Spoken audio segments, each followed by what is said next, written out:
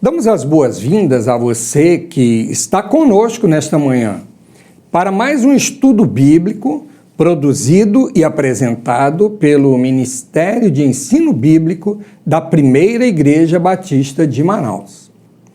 Que Deus nos abençoe enquanto aprendemos um pouco mais sobre a sua santa palavra. Não esqueçamos que a Bíblia é a nossa regra de fé e conduta. Por isso é importante conhecê-la. E mais importante ainda, praticar o que ela ensina. Durante esse primeiro trimestre do ano, continuamos o estudo das cartas do apóstolo João.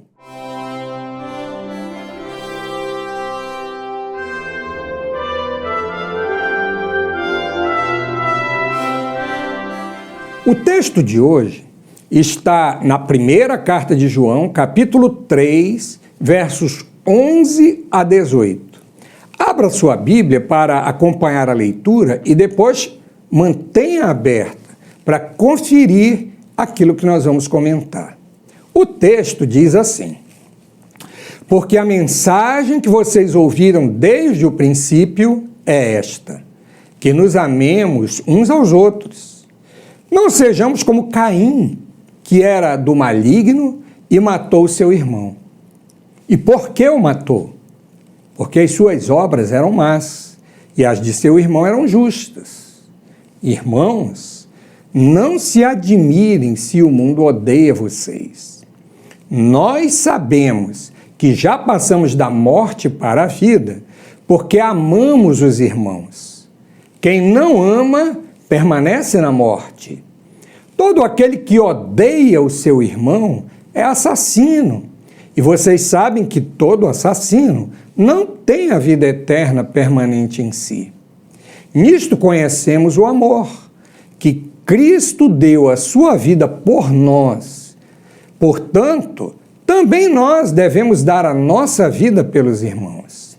Ora, se alguém possui recursos deste mundo e vê seu irmão passar necessidade, mas fecha o coração para essa pessoa, como pode permanecer nele o amor de Deus? Filhinhos, não amemos de palavra, nem da boca para fora, mas de fato e em verdade. O texto de hoje volta a um dos assuntos que já estudamos anteriormente. Lembremos que essa primeira carta de João tem a característica de voltar aos temas anteriores, acrescentando novos comentários e novas ideias, para que o seu ensino fique bem gravado na mente dos seus leitores. No final da leitura da semana passada, no verso 10, João já começa a preparar os destinatários da carta para essa mudança de ênfase da justiça para o amor. Na leitura da semana passada, vimos que João elabora com mais detalhes a sua primeira prova para saber se alguém é de fato discípulo de Jesus, a prova da obediência. Ali, ele acrescentou o tema da justiça. No texto de hoje, ele volta à segunda prova, a prova social, a prova do amor. Mais uma vez, ele não doura a pílula, como se diz. Suas palavras são bem claras a respeito da postura de amor que é esperada de um cristão. O cristão verdadeiro demonstra amor. Quem não age assim, mostra que ainda não conhece o Senhor.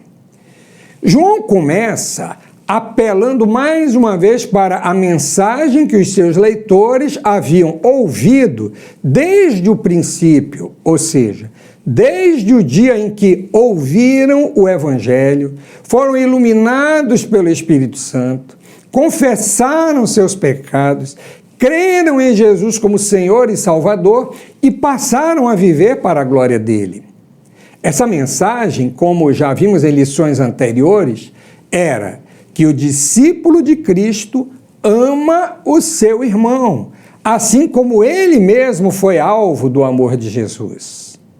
Vamos nos orientar pelo comentário de Warren Wiersbe, que nota com muita propriedade no texto 4 atitudes possíveis em relação ao próximo. Essas atitudes são o homicídio, o ódio, a indiferença e a compaixão.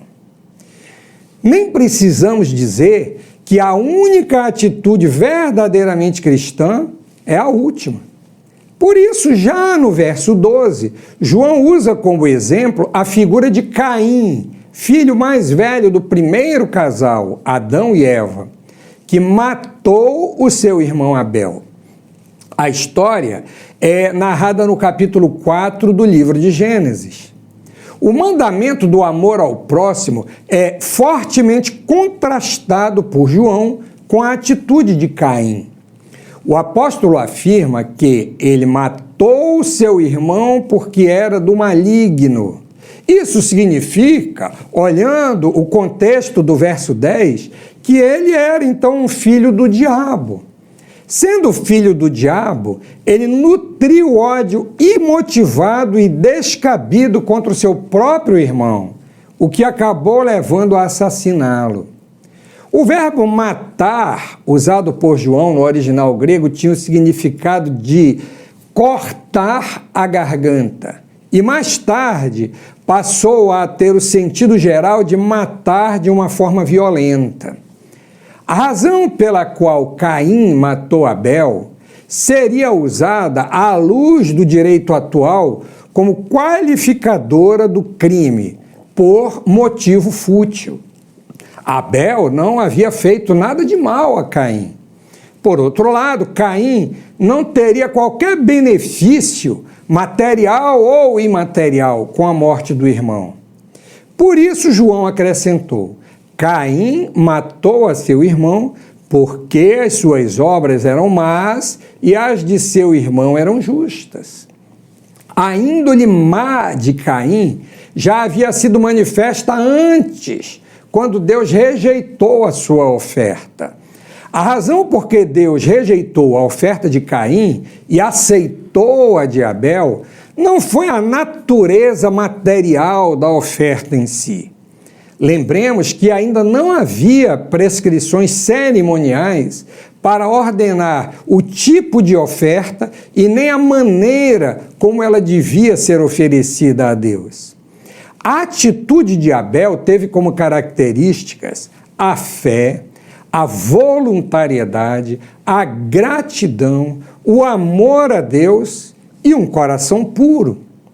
A oferta de Caim, pelo contrário, mostrava um coração duro, uma atitude de inveja, o desprezo pela pessoa de Deus e um ódio não disfarçado pelo próprio irmão. Tudo isso mostrava a índole má de Caim, o que o levou a desenvolver ira e ódio e, posteriormente, tramar o assassinato do irmão.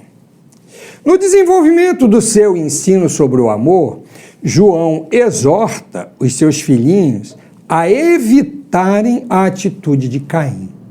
Será que ele estava sendo rigoroso demais? Será que na igreja existem pessoas dispostas a tirar a vida de outras? Provavelmente não. Mas João tem a intenção de ensinar, com esse exemplo extremo, que há outras maneiras de matar o próximo sem necessariamente assassiná-lo. Jesus, em um diálogo com os fariseus, levantou essa questão de forma a mostrar que a motivação para o homicídio vem do maligno. João certamente se lembrava das palavras de Jesus quando estava escrevendo aos seus filhinhos. Ele mesmo registrou essas palavras de Jesus em seu evangelho, no capítulo 8 e verso 44. Vocês são do diabo, que é o pai de vocês, e querem satisfazer os desejos dele. Ele foi assassino desde o princípio e jamais se firmou na verdade, porque nele não há verdade. Quando ele profere mentira, fala do que lhe é próprio, porque é mentiroso e pai da mentira. Naquele momento, os fariseus, juntamente com os demais líderes religiosos de Jerusalém, já estavam tramando dar cabo da vida de Jesus. O ensino de Jesus era perigoso e revolucionário demais para ser aceito por eles.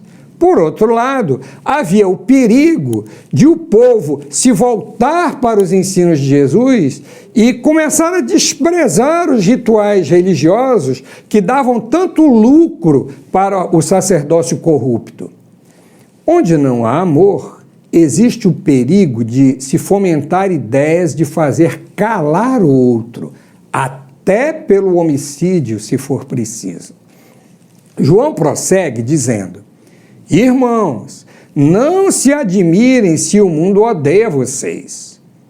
O mundo é a descendência espiritual de Caim.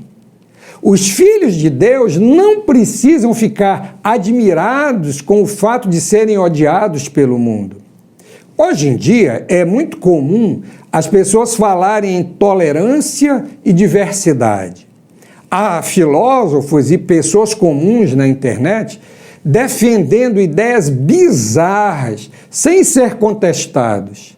Mas basta um cristão convicto falar em pecado, necessidade de arrependimento ou salvação exclusivamente em Jesus, que a intolerância é derramada em todas as suas formas. A segunda atitude possível em relação ao próximo é o ódio. O contraste entre os versos 14 e 15 é bem marcante. Nós sabemos que já passamos da morte para a vida porque amamos os irmãos. Quem não ama, permanece na morte. Todo aquele que odeia a seu irmão é assassino. E vocês sabem que todo assassino não tem a vida eterna permanente em si. O tema do amor versus ódio é aqui entrelaçado com vida versus morte. Por que sabemos que nós já passamos da morte para a vida? Porque tornar-se cristão é comparável a uma ressurreição. Cada um de nós estava morto nos seus pecados quando Jesus nos deu vida, conforme Paulo escreveu em Efésios capítulo 2, versículo 1. Ele lhes deu vida quando vocês estavam mortos em suas transgressões e pecados. A prova de que agora estamos vivos, segundo João, é que amamos os irmãos. John Stott nos chama a atenção para o fato de que o amor é a virtude cristã por excelência e, portanto, é a prova de que alguém pertence realmente a Jesus. O amor é o fruto do Espírito, Gálatas 5:22.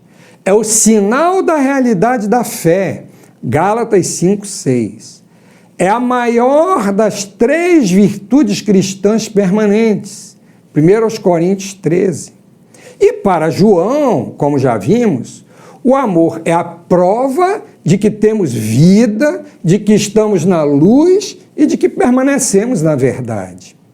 É de se esperar que o contrário também seja verdade. Aquele que não ama está morto, vive nas trevas e ama a mentira. O mais curioso é que João destaca que os cristãos são pessoas que amam o próximo, mas ao mesmo tempo não são amados pelo mundo. Neste caso, o cristão vive o mesmo paradoxo de Jesus, que, tendo amado os seus até o fim, sujeitou-se ao ódio do mundo, a ponto de morrer numa cruz para possibilitar a salvação até mesmo de muitos daqueles que gritavam para a autoridade romana mandar crucificá-lo. A natureza humana nos manda revidar a agressão. A nova natureza implantada por Jesus nos capacita a responder às agressões com ações de amor e perdão. O ódio aos cristãos por parte do mundo é, na verdade, o ódio por Jesus. Quando Paulo se encontrou com Jesus no caminho de Damasco, o texto no livro de Atos diz que ele estava respirando ameaças e morte contra os discípulos do Senhor. Mas a pergunta de Jesus para ele foi: Saulo, Saulo, por que você me persegue? O ódio a Jesus se materializa na perseguição aos seus seguidores. Foi assim no tempo de Paulo e é assim ainda hoje, por mais que se tente disfarçar. Para João, a falta de amor é a prova da morte espiritual. João não nega que até um homicida pode ser perdoado por Deus, mas qualquer que odeia a ponto de se tornar um homicida dá provas de que não tem a vida em si. Se o assassinato é precedido pelo ódio, então odiar corresponde a querer matar. A intenção prova que aquele que odeia o seu irmão é assassino. Podemos até imaginar que João está exagerando, mas não foi isso que o próprio Jesus ensinou? Abra sua Bíblia em Mateus, capítulo 5, versos 21 e 22. É uma das partes do famoso Sermão do Monte. Jesus disse assim: vocês ouviram o que foi dito aos antigos, não mate. E ainda, quem matar estará sujeito a julgamento. Eu, porém, lhes digo que todo aquele que se irar contra o seu irmão estará sujeito a julgamento. E quem insultar o seu irmão estará sujeito a julgamento do tribunal. E quem o chamar de tolo estará sujeito ao inferno de fogo. Então João não exagera. Ao fazer do ódio uma prática constante e frequente, qualquer pessoa está destinada ao inferno, pois prova que não está em Deus. Mas o ensino de João vai além. Amar o próximo não se limita a deixar de fazer o mal a ele. Amar é, acima de tudo, uma atitude positiva. Ao deixar de fazer o mal, precisamos aprender a fazer e praticar o bem. Como profetizou Isaías. Ele disse: lavem-se e purifiquem-se, tirem da minha presença a maldade dos seus atos. Parem de fazer o mal, aprendam a fazer o bem, busquem a justiça, repreendam o opressor, garantam o direito dos órfãos, defendam a causa das viúvas. Isaías capítulo 1, versos 16 e 17.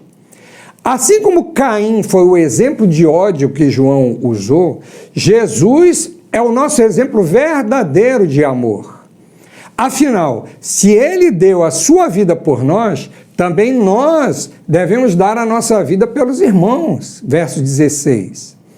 A primeira vez que eu ouvi alguém recitar esse versículo, eu achei que o irmão estava confundindo com o Evangelho de João 3,16, que todo cristão devia conhecer de cor.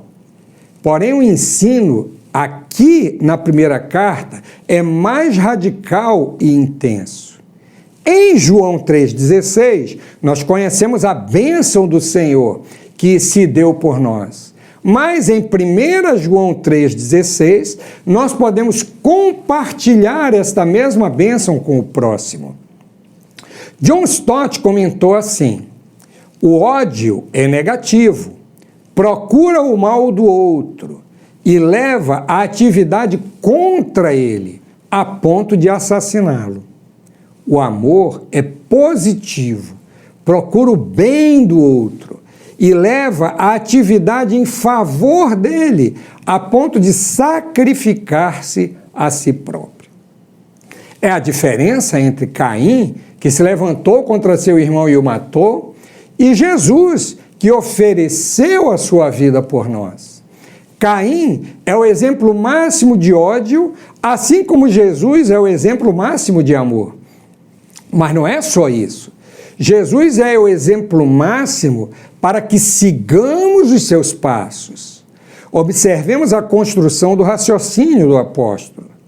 Ninguém precisa, de fato, assassinar alguém para pecar. Basta que alimente o ódio no coração, pois o ódio já corresponde ao homicídio. Da mesma forma, ninguém precisa demonstrar ódio explícito por alguém para pecar.